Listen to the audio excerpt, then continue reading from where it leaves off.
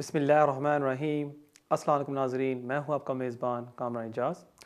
इस शो में मैं आपके लाइव फ़ोन कॉल्स लेता हूं। अगर आपका भी कोई इमिग्रेशन का मसला है, आप भी फ़ोन करके इस प्रोग्राम में हिस्सा ले सकते हैं।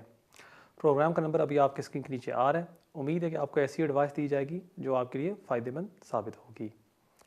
नाज़रीन, इस वीक काफ़ी अपडेट्स हैं आपके लिए, क्योंकि परसों 24 मार्च 2021 को प्रीति पटेल ने अनाउंस किया था कि जो नए चेंजेस वो लेके आना चाहती है इमिग्रेशन में और असाइलम में।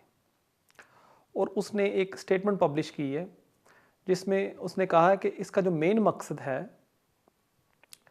इन चेंजेस का, कि जो लोग वाकई हकदार बनते हैं असाइलम का, उनको असाइलम ग्रांट की जाए।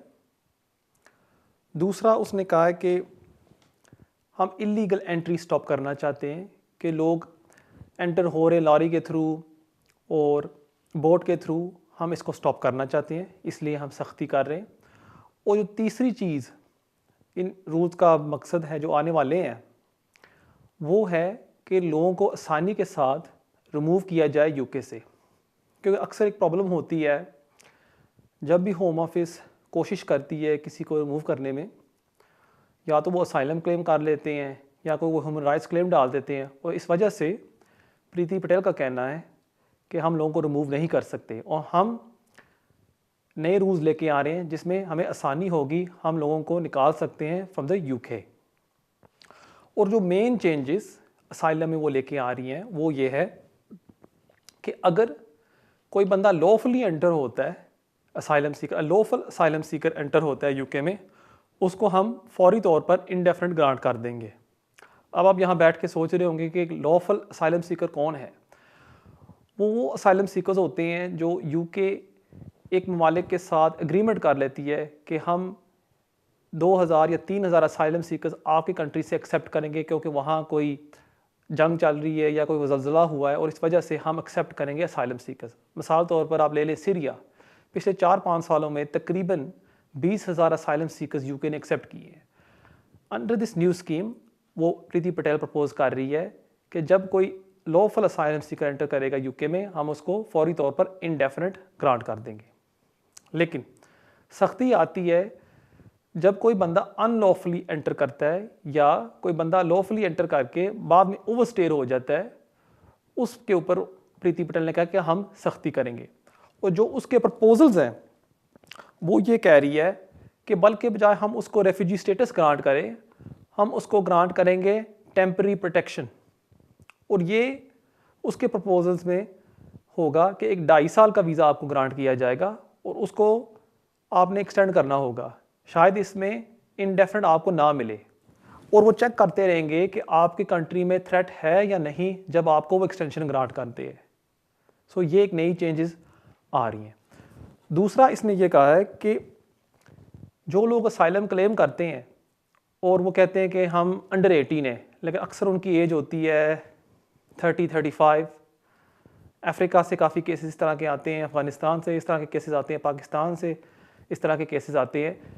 उसने कहा है कि एक बोर्ड इंट्रोड्यूस किया जाएगा जिसका नाम होगा नेशनल असेसमेंट बोर्ड, और लोकल अथॉरिटीज़ रेफ़र करेंगी उनके पास केसेस, और वो असेस करेंगे कि वाकई इस बंदे की एज है, इस बच्चे की एज है अंडर 18 या नहीं। ये एक नई चीज़ वो लेके आना चाहती है।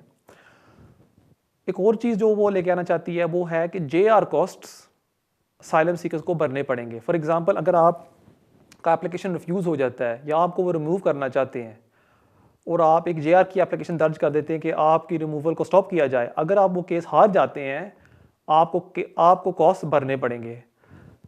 आजकल होता ये है कि अगर आप केस हार जाते हैं, आपको एक मामूली सा फीस भरनी पड़ती है जो होती है विदिन 100 to 300 पाउंड्स। अब आपको सारे कॉस्ट शायद भरने पड़ेंगे जो इस प्रीति पटेल के प्रपोजल्स आ रहे हैं।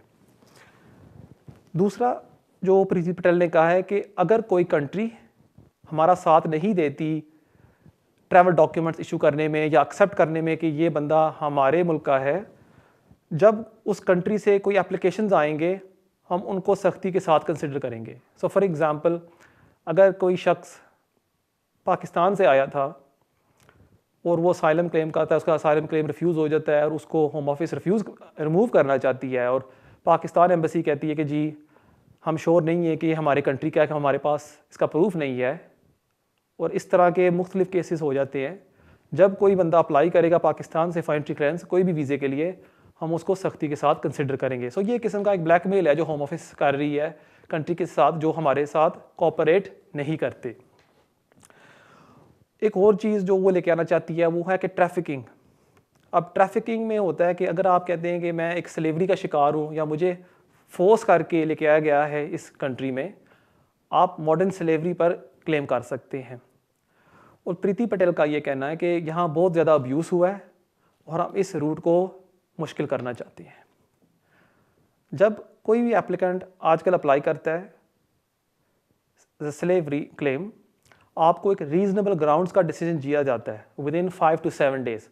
यहाँ जो NRM जो इदारा असेस करता है कि वाकई ये बंदा स्लेवरी का शिकार है या नहीं, वो एक डिसीजन देते हैं कि हम समझते हैं शायद इस शख्स के साथ स्लेवरी हुई है या इसको ट्रैफिक किया गया है।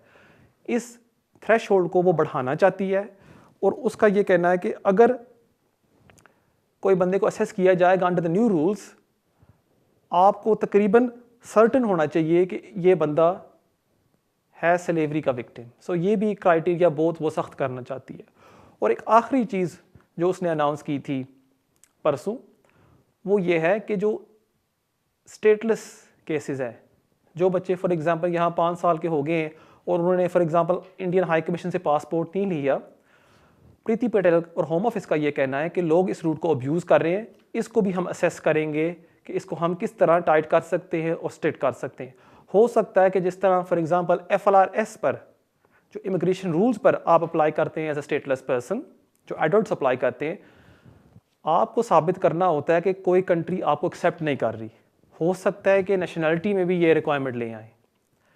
अब ये जो पॉलिसीज़ प्रीति पटेल ने अनाउंस की हैं परसों, ये अभी लॉ नहीं बनी। अभी एक कंसल्टेशन प्रोसेस होगा मुख्तलिफ इदारों के साथ, फॉर एग्जांपल चैरिटीज़, ILPA, उन लोगों के साथ होम ऑफिस कंसल्ट करेगी। वो अपने ऑब्जेक्शन लगाएंगे या क्या वो समझते हैं कौन कौन सी चीज़ें इनके साथ होनी चाहिए मौजूद कि लोगों को प्रोटेक्ट करने के लिए, और उसके बाद ये पेश किया जाएगा टू पार्लियामेंट, और अगर ये पास होता है फिर ये इम्प्लीमेंट किया जाएगा इन इमिग्रेशन रूल्स। सो अभी ये रूल्स नहीं बने, लेकिन ये है होम ऑफिस की पॉलिसी जो वो इम्प्लीमेंट करना चाहती है।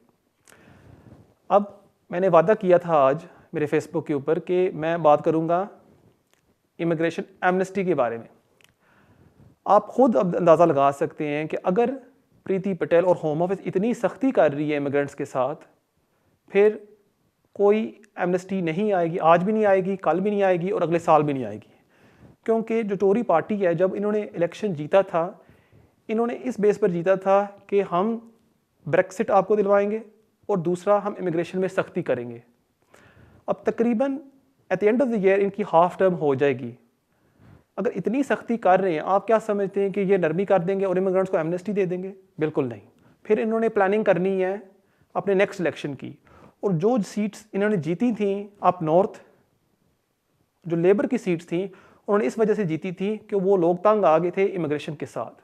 और इस वजह से मेरा नहीं ख्याल कि अब टोरी पार्टी इस टर्म में कोई एमनेस्टी लेके आएगी, क्योंकि अगर वो लेके आती है वो अगला इलेक्शन हार जाएगी, और हर पार्टी का एक ही मकसद होता है इलेक्शन जीतना। इसलिए जो वीडियोस आजकल फैल रहे हैं यूट्यूब के ऊपर, टिकटॉक के ऊपर, फेसबुक के ऊपर, जो कहते हैं एमनेस्टी आने वाली है, वो सब झूठ बोल रहे हैं।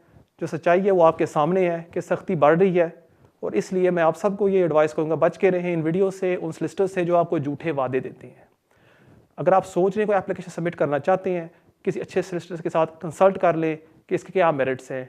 कोई सलिसिटर्स आपको ये झूठी तसल्ली दे देते हैं कि जी अभी आप एप्लीकेशन डाल दें, जब कोई एमनेस्टी आएगी आपको वीज़ा मिल जाएगा। इस तरह नहीं होता। जब कोई एमनेस्टी आएगी, शायद 2 साल बाद या 5 साल बाद, उस टाइम वो अनाउंस करेंगे कि क्या क्या रिक्वायरमेंट्स है। किसी को नहीं पता कि क्या रिक्वायरमेंट्स हैं। सो इसलिए प्लीज़ ये इन्फॉर्मेशन शेयर करें, लोगों को सच्चाई का पता हो कि आजकल इमिग्रेशन में सख्ती आ रही है। उम्मीद है आपको इस इन्फॉर्मेशन के साथ फ़ायदा होगा। नाजरीन, बेशुमार कॉलर्स वेट कर रहे हैं, बगैर कोई टाइम ज़ाया किए बढ़ते हैं हमारे पहले कॉल की तरफ। हेलो जी, अस्सलाम वालेकुम। वालेकुम सलाम। जी, कामरान भाई, इमरान बोल रहा हूँ। एक क्वेश्चन करना है आपसे। जी जी पूछें। जी मेरा बेटा है 21 ईयर उसकी एज है और उसके पास लिमिटेड लीव टू रिमेन है, उसको 2 साल हो गए मिले हुए और उसने हाफ लाइफ यहाँ पे पूरी कर ली है, लेकिन उसकी लीव जो अभी 2 साल हुए हैं।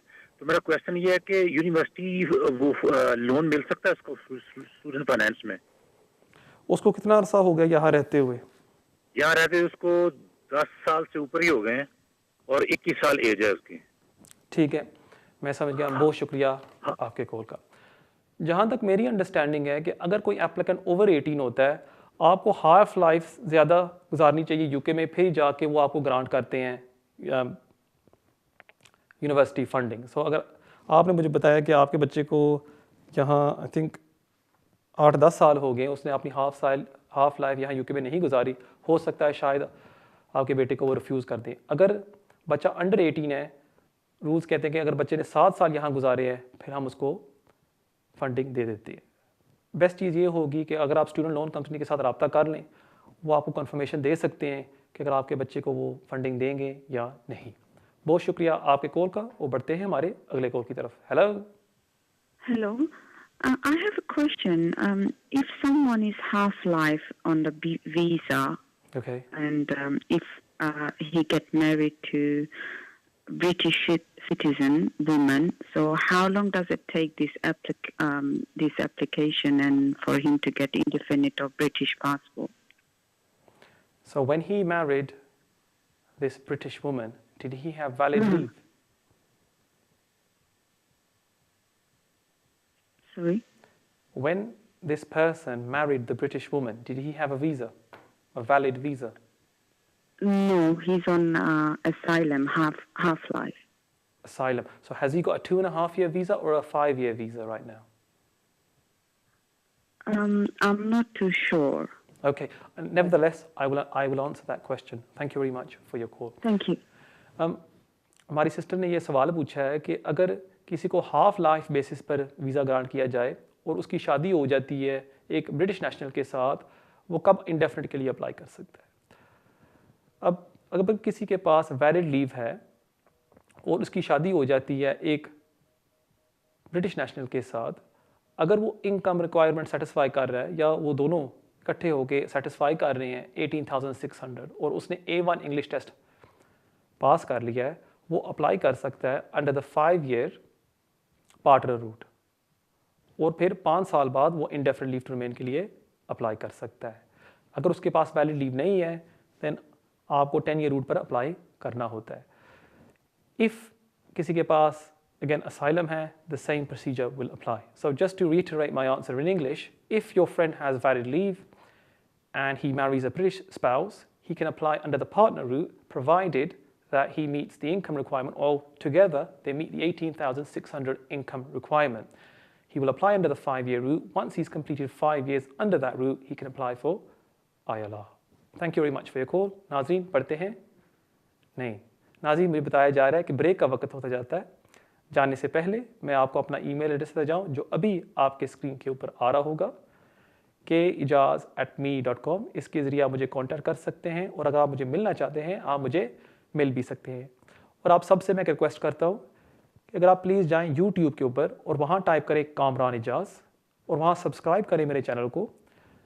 आज शाम को इस प्रोग्राम को हम अपलोड करेंगे YouTube के ऊपर और जो भी सवाल आप मुझे पूछना चाहते हैं कमेंट्स में मेरे YouTube चैनल के ऊपर, मैं अपनी तरफ से पूरी कोशिश करूँगा उन सवालों के जवाब दूँ। लेकिन एक शर्त है, आपने सब्सक्राइब करना होगा पहले, तो इसलिए प्लीज़ ज़रूर सब्सक्राइब करिएगा। नाजरीन कहीं नहीं जाना, मिलते हैं ब्रेक के बाद। नाजरीन वेलकम बैक। देखते हैं हमारे अगले कॉल कौन है। हेलो वालेकुम सलाम।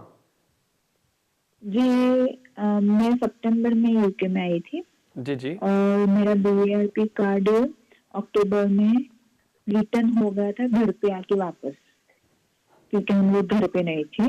जी जी तो अभी तक मेरा बीआरपी कार्ड आया नहीं है। जी जी तो अब मुझे क्या करना होगा? मैंने बहुत सारे मेल भी किए होम ऑफिस को, ठीक है और बहुत सारे मैंने होम ऑफिस को मेल किए, एमपी को मेल किया, एमपी के साथ कांटेक्ट किया, फिर टीएनटी जो डिलीवरी ऑफिस है उसके साथ कांटेक्ट किया, लेकिन अभी कुछ रिस्पांस नहीं आ रहा है। आपने तो मैं क्या करूँ? क्या मैं स्टोलन जी बीआरपी कार्ड स्टोलन वाला मैं फॉर्म भरूँ?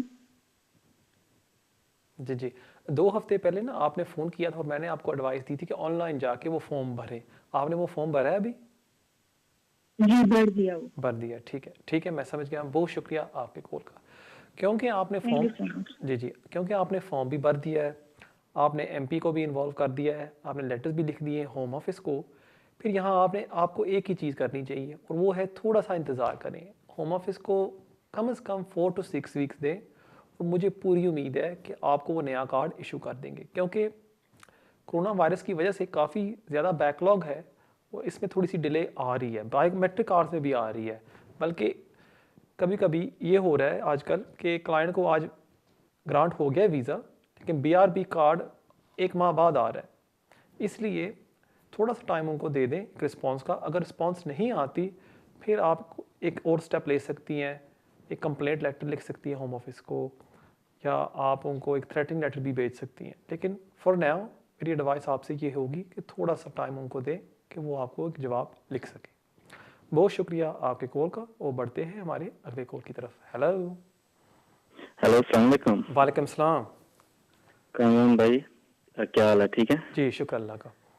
सर, आपका प्रोग्राम बहुत अच्छा जा थैंक यू रहा सो मच। है। इससे हम लोगों को काफ़ी ज़्यादा हेल्प मिलती है। आपका बहुत बहुत सर शुक्रिया। Thank you. सर, बेसिकली मेरे 1-2 क्वेश्चन है सर, काइंडली आप इसका तफसील से जवाब दे दें। कोशिश करो सर जी। जी सर। सर, मैं बेसिकली इधर आया था 2009 में जी और जी। मैं ओवरस्टे हो गया था तकरीबन 10-11 साल से। ओके। सर, मेरी शादी हुई थी लास्ट ईयर यूरोपियन नेशनल के साथ और लास्ट ईयर जुलाई में। और सर, मैंने केस सबमिट किया था दिसंबर से पहले। सर, अनफॉर्चुनेटली कोविड-19 की वजह से मैं रजिस्ट्रेशन नहीं करवा सका, क्योंकि मैं डेट ले रहा था, लेकिन मुझे डेट इस साल जून की 17 तारीख को मिली हुई है।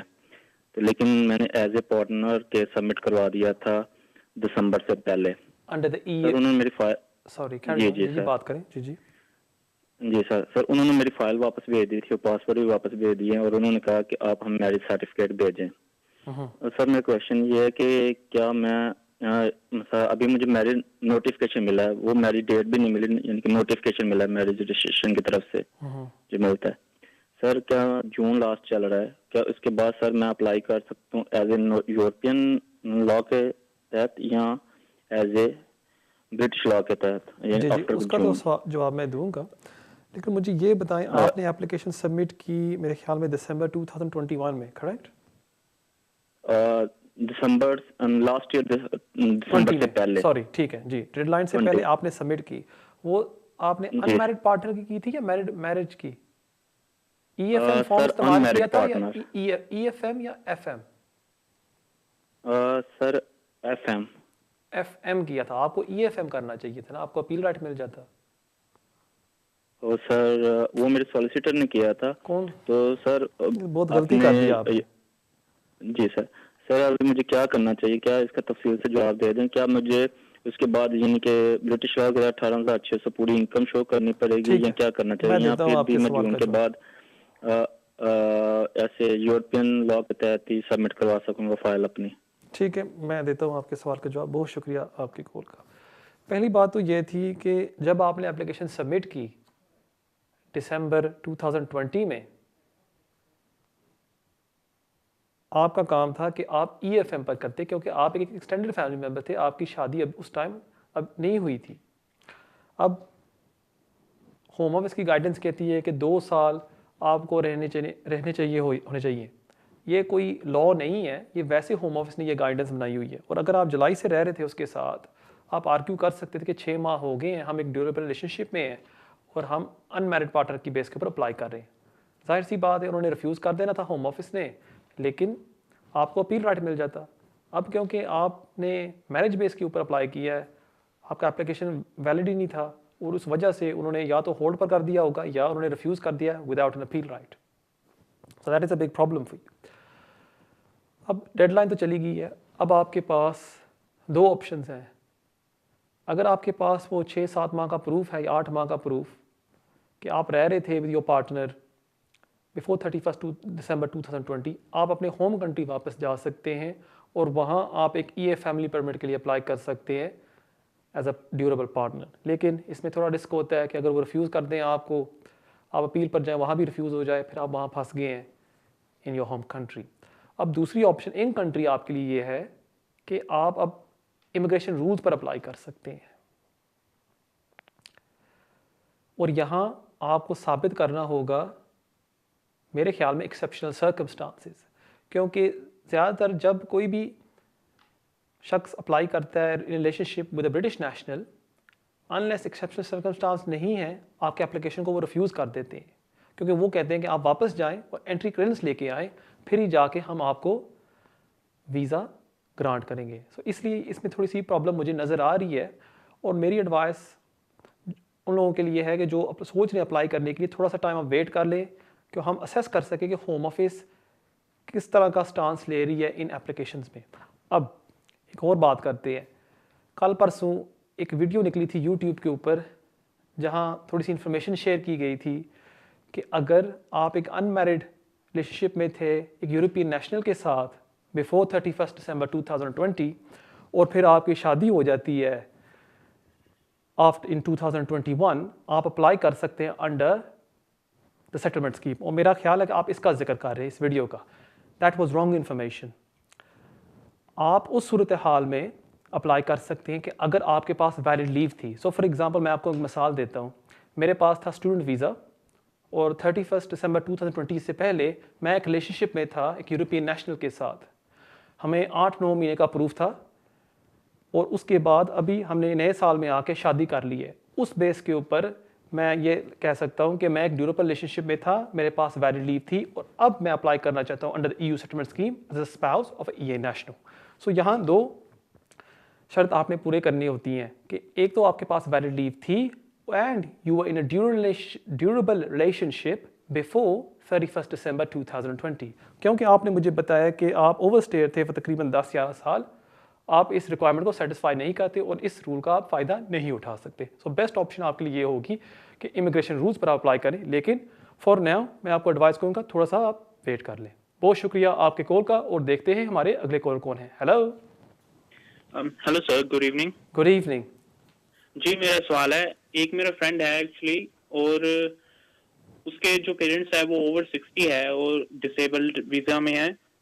क्या वो यहाँ पे अपनी कंपनी में उनको वो शो कर सकता है कि एज अ पार्टनर और डायरेक्टर?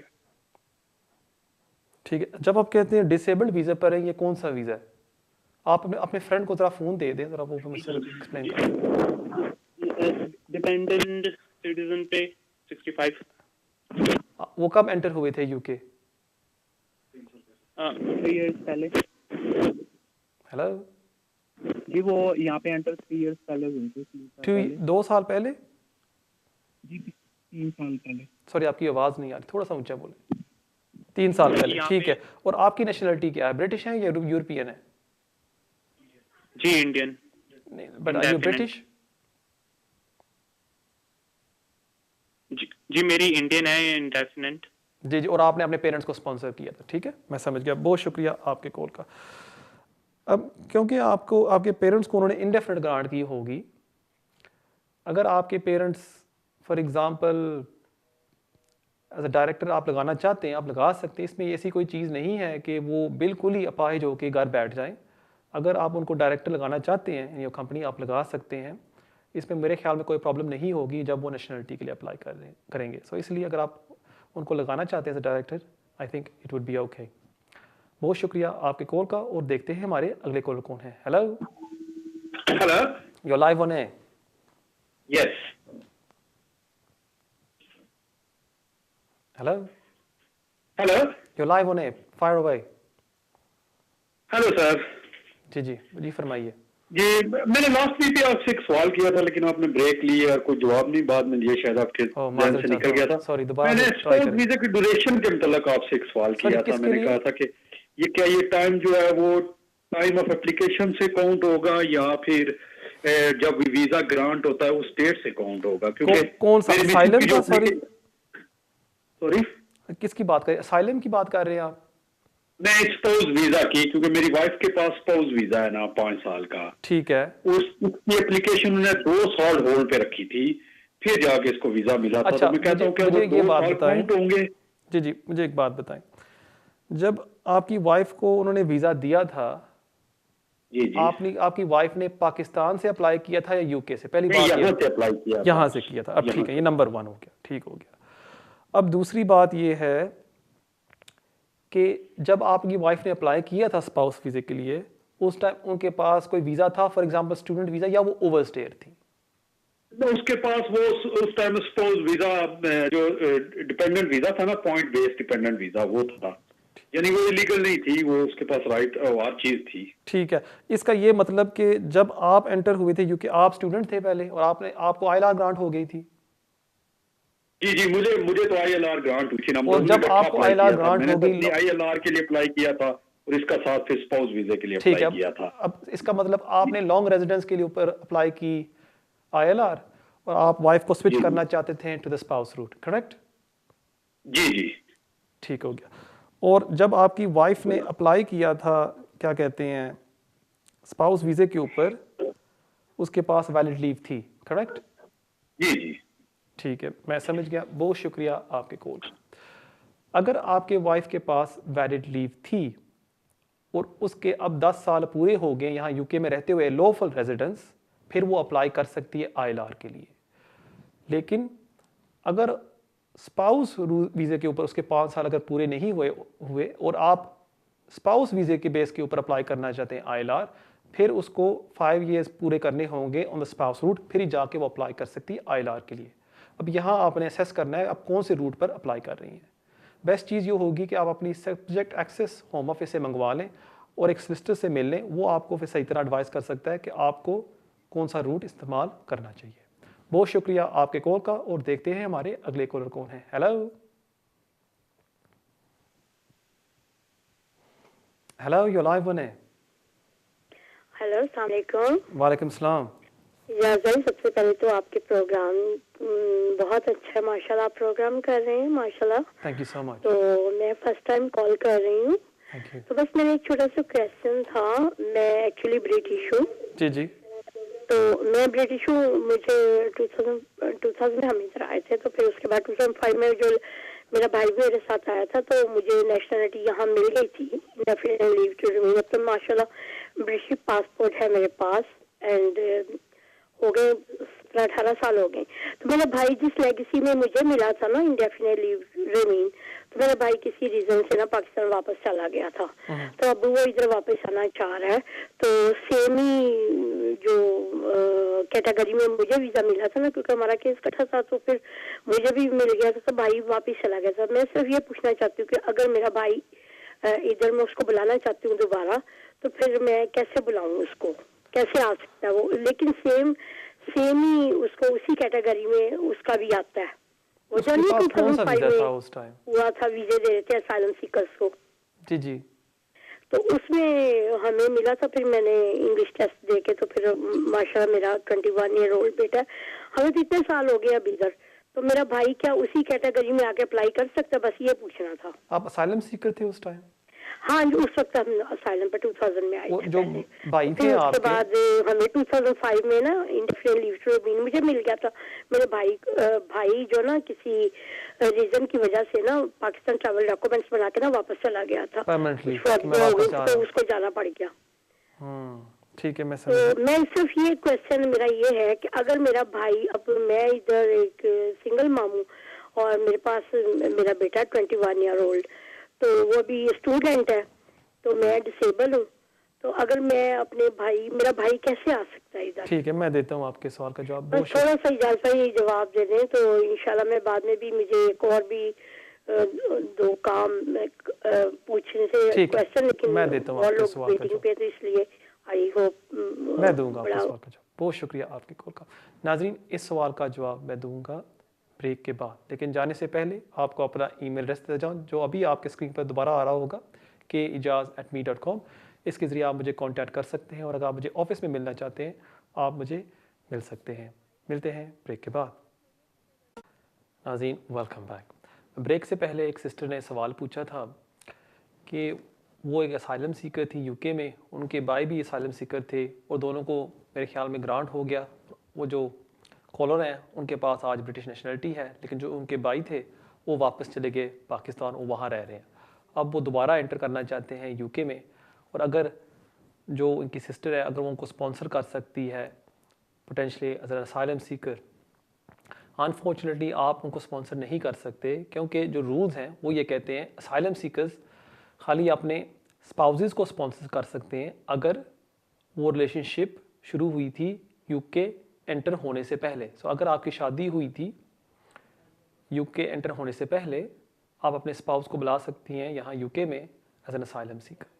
और दूसरा, आप अपने बच्चों को बुला सकते हैं अगर वो हैं under 18। As an asylum seeker आप अपने पेरेंट्स को या अपने ब्रदर्स और सिस्टर्स को नहीं बुला सकते into the UK under the resettlement scheme. अब यहाँ आपके भाई के पास मेरे ख्याल में एक ही ऑप्शन है कि अगर वो विज़िट के लिए अप्लाई करना चाहता है कि वो ये एक्सप्लेन कर सकता है कि मैं अपनी सिस्टर को विज़िट करना चाहता हूँ, शायद उसको वो ग्रांट कर दे। लेकिन इसमें एक प्रॉब्लम भी आती है कि उसकी जो प्रीवियस इमिग्रेशन हिस्ट्री है कि वो एक ओवरस्टेयर यहाँ था, फिर उसको असाइलम ग्रांट किया गया और फिर वो वापस चला गया, थोड़ी सी ये एडवर्स है। शायद हो सकता है कि इस वजह से भी होम ऑफिस उसके वीज़ा एप्लीकेशन को रिफ्यूज़ कर दे। लेकिन आप एक चांस ले सकती हैं और हो सकता है शायद वो ग्रांट भी कर दें। बहुत शुक्रिया आपके कॉल का और देखते हैं हमारे अगले कॉलर कौन है। हेलो। हेलो, अस्सलाम वालेकुम कमरान। वालेकुम सलाम। Kamal, I've got a question. I have a friend, and she has her 2.5 years have completed. She's here on a spouse visa. Okay. And she has received her BRP few days ago. Right. And the thing is, her 5 years complete in 2022.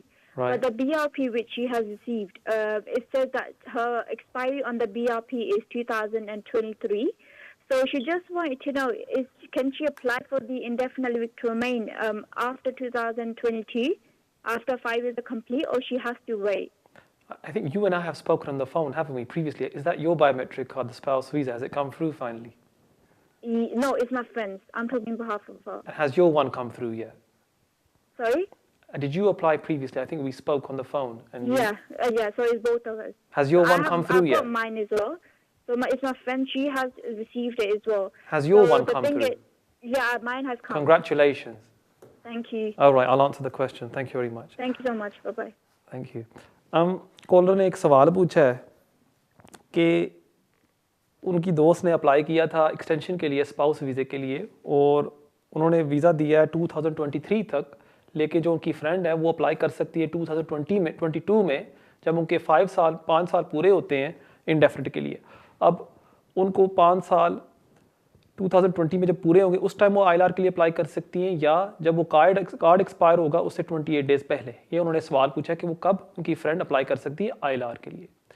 Simple answer is कि जब आपके दोस्त के 5 साल पूरे हो जाएंगे UK में, जो है 2022 में, आपकी दोस्त अप्लाई कर सकती हैं for ILR। So she does not have to wait until 2023. If her 5 years complete in 2022, by all means she can immediately apply for ILR. Thank you very much for your call. और बढ़ते हैं हमारे अगले call की तरफ। Hello जी, अस्सलाम वालेकुम। वालेकुम सलाम जी, अली बात कर रहा हूँ। जी अली साहब। कामरान साहब, मैंने आपसे एक क्वेश्चन पूछना था। मैं 2011 में आया था एज ए स्टूडेंट, और उसके बाद 2013 में फिर मैंने अपनी एक्सटेंशन करवाई, और वो मेरी एक्सटेंशन 2015 तक वैलिड थी। तो 2015 में फिर मैंने दोबारा, यानी कि मेरी जो लीव रन आउट होने वाली थी, तो फिर मैंने दोबारा जो है वो FLR जो है ना वो FLRO डाल दी थी एप्लीकेशन फॉर टाइम बीइंग के लिए। तो उसी दौरान फिर उसके 2 माह के बाद जो है वो मैं इसमें एक ग्रोसरी शॉप में काम कर रहा था। तो वहाँ पे मुझे इन्फोर्समेंट एजेंसी वालों ने चेक किया, तो नहीं कि मुझे उस वक्त वर्क परमिशन नहीं थी। तो फिर उन्होंने मुझे जो है वो चार्ज किया, और दूसरे दिन उन्होंने मुझे रिलीज कर दिया था। फिर साइनिंग पे मैं जाता रहा 2018 तक। 2018 पे फिर मैंने जो है ना वो असाइलम क्लेम किया, और वो मुझे मार्च में 2020 में जो है वो मुझे ग्रांट हो गया। तो अभी मुझे इस दिसंबर में मुझे 10 साल पूरे हो रहे हैं, यानी कि मेरे एज ए स्टूडेंट जब मैं आया था। तो मैं अप्लाई कर सकते हैं ILR के लिए।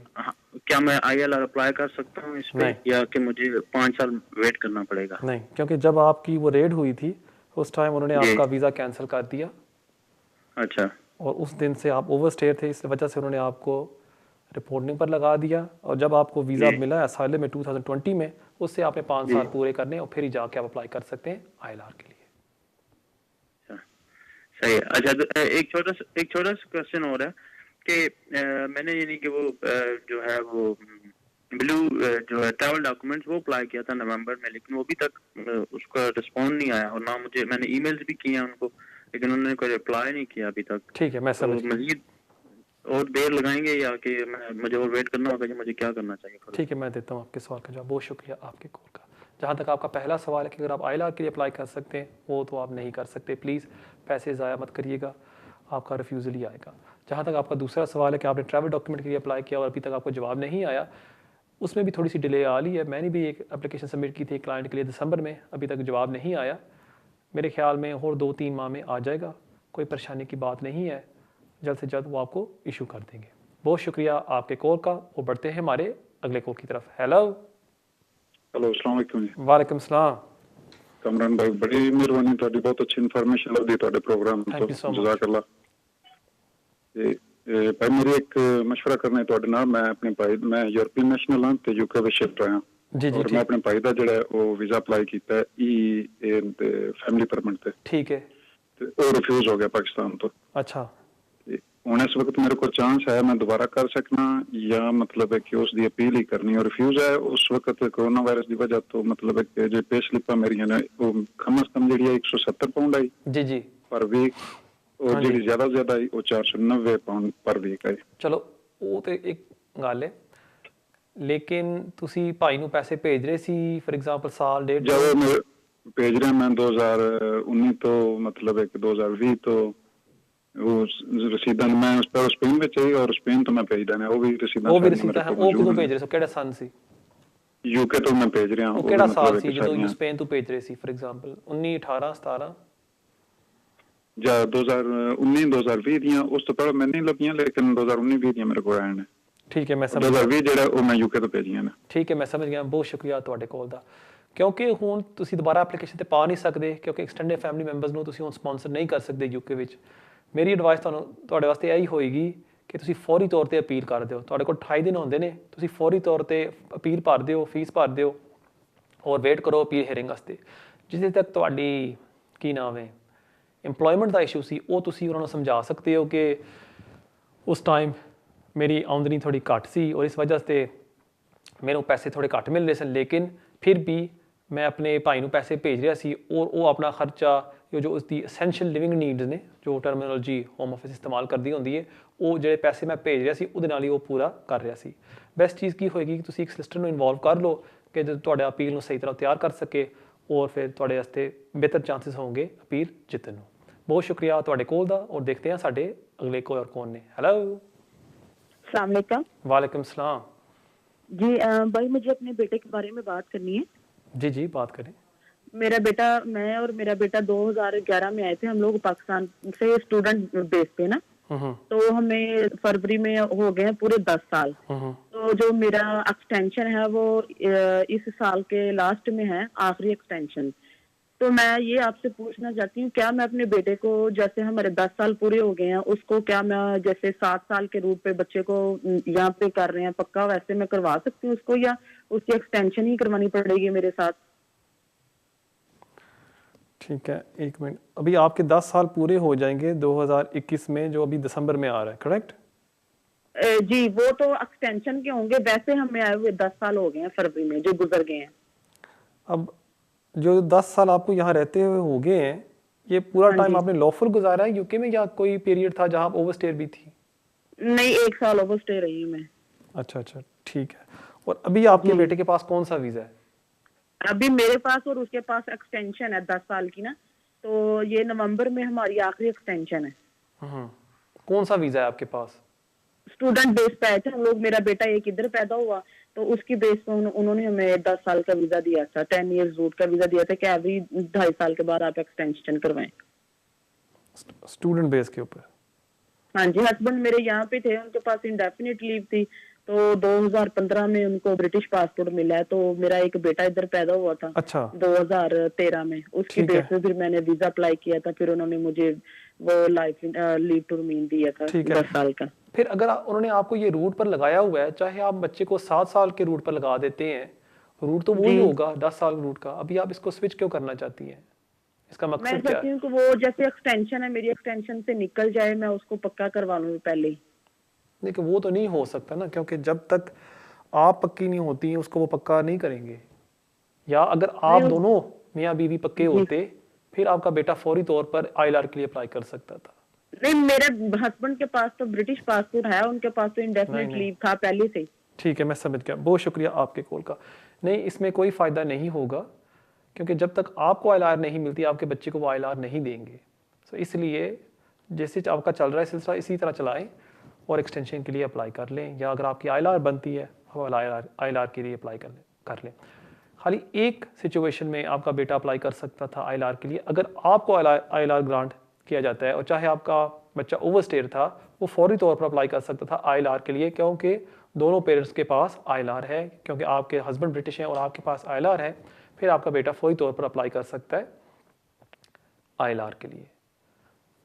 इसलिए मेरी एडवाइस आपसे होगी कि अगर आप दोनों अभी 10 ईयर रूट पर हैं, उस पर चलते रहें, उसके बाद आप अप्लाई करिएगा ILR के लिए। बहुत शुक्रिया आपके कॉल का। वो बढ़ते हैं हमारे अगले कॉल की तरफ। हेलो, अस्सलाम वालेकुम। वालेकुम सलाम। कमरान साहब ठीक हो? जी शुक्र अल्लाह। मेरे 2-3 सवाल हैं, प्लीज मुझे जवाब दे देना। मैंने 7 ईयर चाइल्ड बेस पर अप्लाई किया था, तो मुझे 1 महीना पहले ईमेल आया कि आपका वीजा हमने ग्रांट कर दिया, तो अभी तक मुझे BRP कार्ड उन्होंने नहीं भेजा। ठीक है, दूसरा सवाल। और उसके बाद अगर मुझे फ्यूचर में बाद में मुझे अगर वो कार्ड आ जाता, उसके बाद मुझे जब 2.5 साल पूरे हो जाते थे, फ्यूचर में मुझे क्या करना चाहिए? मुझे फुल काम करना शो करना चाहिए? वैसे तो उन्होंने बेनिफिट मुझे उसके ऊपर लिखा हुआ कि आप तमाम बेनिफिट ले सकते हो। ठीक है, और कोई सवाल है आपका? बस यही है, तो मुझे क्या करना चाहिए? अभी तक वो मेरा BRP कार्ड नहीं आया, तकरीबन 4-5 वीकेंड गुजर गई है। मैं देता हूँ आपके सवाल का जवाब। बहुत शुक्रिया आपके कॉल का। जहाँ तक आपका पहला सवाल है, जैसे मैंने पहले भी स्टार्ट ऑफ द शो में बताया था व्यूअर्स को कि BRP कार्ड इशू होने में थोड़ी सी डिले हो रही है, आपको परेशान होने की ज़रूरत नहीं है। अगर विद इन 1-2 वीक्स में कार्ड नहीं आता, आप ऑनलाइन जाके गूगल में टाइप कर दें BRP card not received, form भर दें और विद इन 2-3 वीक्स में आपको जवाब दे देंगे कहाँ तक आपका कार्ड पहुँचा है, और मुझे उम्मीद है कि वो बहुत जल्दी से आपको वो कार्ड इशू कर देंगे। जहाँ तक आपका दूसरा सवाल है, अब जब आपको उन्होंने 2.5 साल का वीज़ा दे दिया है, आपने 28 डेज़ पहले आपने अप्लाई करना है एक्सटेंशन के लिए, एक्सपायरी से पहले। अब यहाँ अगर उन्होंने आपको बेनिफिट्स दे दिए हैं और अगर आप समझते हैं आपको बेनिफिट की ज़रूरत है, बेशक आप अप्लाई कर सकते हैं। अब जहाँ तक एक्सटेंशन की रिक्वायरमेंट्स हैं, वो तो यही है कि आपको साबित करना होगा आप UK में रह रहे हैं। अगर आप काम करते हैं, वो आपके लिए बेहतर है कि आप इकोनॉमी को भी फ़ायदा पहुँचा रहे हैं और आपका डॉक्यूमेंट्री एविडेंस भी बढ़ रही है। तो इसलिए मेरे ख्याल में आपको ज़रूर काम करना चाहिए। ये नहीं कि अगर आपको वीज़ा मिल गया आप बेनिफिट्स पर बैठ जाएं, इट्स नॉट वेरी गुड, और शायद बाद में इसमें प्रॉब्लम भी हो सकती है। बहुत शुक्रिया आपके कॉल का। वो बढ़ते हैं हमारे अगले कॉल की तरफ। हेलो, अस्सलाम वालेकुम। वालेकुम सलाम। ब्रदर, मैंने आपसे क्वेश्चन पूछना था। मैंने अपने बच्चों के सिटीजनशिप के लिए अप्लाई किया था इन दिसंबर 2020। ओके। बेसिकली मैंने पेपर एप्लीकेशन डाली थी पोस्ट के जरिए, तो उन्होंने बायोमेट्रिक फीस और एप्लीकेशन फीस काट ली थी जनवरी के फर्स्ट वीक में। But for some reason 3 weeks ago I had to get उनके डैड के जो हमने ILR का कार्ड दिया था वो वापस चाहिए था, उनको अपने काम पर शो करना था। तो मैंने उनसे वो डॉक्यूमेंट वापस मांगा, तो उन्होंने सारे इंक्लूडिंग देयर बर्थ सर्टिफिकेट, सारे सपोर्टिंग डॉक्यूमेंट वापस भेज दिए, including a letter saying that if they need these original documents back they will ask us again। but अभी तक उन्होंने लेटर में लिखा है कि फाइल ओपन नहीं की है। तो मैं उनकी फीस जा चुकी है, पर अभी तक उन्होंने जवाब नहीं दिया, बायोमेट्रिक का लेटर भी नहीं भेजा है और कोई एप्लीकेशन का मुझे समझ नहीं आ रहा। मैंने कांटेक्ट करने की बहुत कोशिश की है।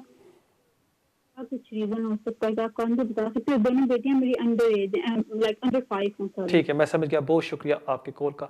जी हाँ, कभी कभी ये करते हैं होम ऑफिस, आपके सारे डॉक्यूमेंट्स वापस भेज देते हैं क्योंकि उन्होंने स्कैन कर लिए होते हैं, और इसमें कोई परेशानी की बात नहीं है। With in a few months आपको वो नेशनलिटी ग्रांट कर देंगे। सो एंड डोंट वरी, आपका एप्लीकेशन सिस्टम में है, अगर आप रिक्वायरमेंट्स फुलफिल करती हैं मुझे पूरी उम्मीद है कि आपको वो ग्रांट कर देंगे वीज़ा, अब नेशनैलिटी। बहुत शुक्रिया आपके कॉल का। नाज़रीन, ये था हमारा आखिरी कॉल आज के लिए। उम्मीद है आपको आज का प्रोग्राम पसंद आया होगा। हमेशा की तरह आप सब व्यूअर्स से मैं रिक्वेस्ट कर रहा हूँ जो घर इस प्रोग्राम को भी देख रहे हैं, प्लीज़ अभी अपने मोबाइल पर जाएँ, यूट्यूब पर जाएँ, वहाँ टाइप करें कामरान एजाज़ और हाँ मेरे यूट्यूब चैनल को सब्सक्राइब करें और वहाँ मैं मज़ीद अपडेट्स आपके साथ शेयर करता रहता हूँ। इंशाल्लाह ताला हमारी मुलाकात होगी अगले हफ्ते इसी टाइम 6 से लेकर 7 बजे सिर्फ वीनस टीवी पर। तब तक के लिए मुझे इजाज़त दें। अस्सलाम वालेकुम।